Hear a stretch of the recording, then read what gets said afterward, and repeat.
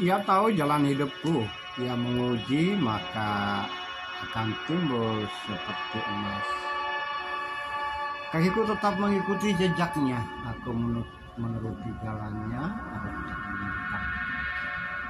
Perintahnya tak kulanggar, dalam sanubariku kusimpang. Ia tak pernah berubah, apa yang dikehendakinya. Gubahan beberapa ayat dari Ayub pasal 23. Renungan kita satu hari satu pasal dari kitab Ayub. Hari ini Ayub pasal 23. Saudara-saudara dalam kemanusiaan, saudara-saudara yang Tuhan kasihi, saudara-saudara yang mengatakan mengasihi Tuhan. Kali ini kita memperhatikan pembelaan diri Ayub. Ayub bukan saja membela diri di hadapan teman-teman yang bercakap-cakap dengan dia pada saat itu, yang bercerita tentang keluhan diri dan keadaan masing-masing, bahkan percakapan yang saling menuduh satu sama lain, tanda kutip ya, saling menuding. Bahkan ada yang memuji, ada yang menjatuhkan, ada yang menuduh, ada yang membela diri.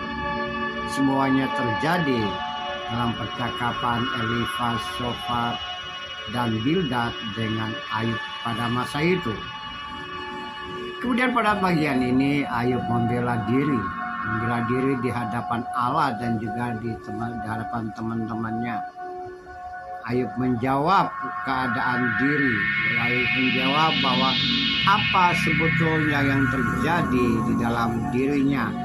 Kuparkan perkaraku di hadapan sesama dan di hadapan Allah. Dia bercerita tentang keadaan diri yang sebelumnya dia mengungkapkan bahwa Allah telah berbuat tidak adil terhadap dirinya. Ya, Ayub mengungkapkan tentang apapun yang terjadi dalam hidupnya, Allah tahu, yang Maha Kuasa tahu.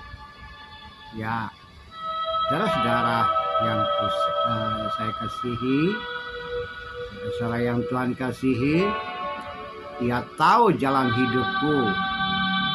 Dan kini Ayub menyadari bahwa seandainya Allah yang menguji dirinya, maka pada saatnya yang tepat ia akan tumbuh, akan timbul.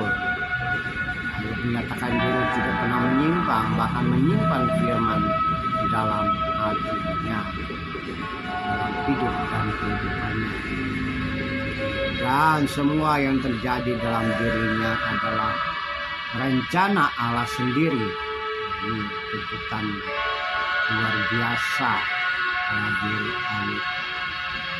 Saudara-saudara dalam kemanusiaan, saudara yang Tuhan kasih, kalau kita menghantar bagian ini ke dalam hidup kekinian, tentu saja ketika siapapun seseorang dalam penderitaan, kemelut hidup yang berkepanjangan, halangan, rintangan, dan dalam keadaan tak berdaya, mungkin saja mereka juga sama dengan Ayub, mengeluh terhadap apa yang dialami, mengeluh kepada Tuhan, mengeluh kepada Allah, mengeluh kepada siapapun. Keadaan normal manusia memang seperti itu. Tapi kita memperhatikan dalam teks ini, bukan saja pengeluhan yang diungkapkan, tapi suatu pengakuan diri bahwa semua dalam rencana Allah. Allah yang berkehendak, Allah yang menghendaki. Jika Ia menguji, maka manusia harus terima. Ya, pada saatnya yang tepat Allah akan merubah keadaan.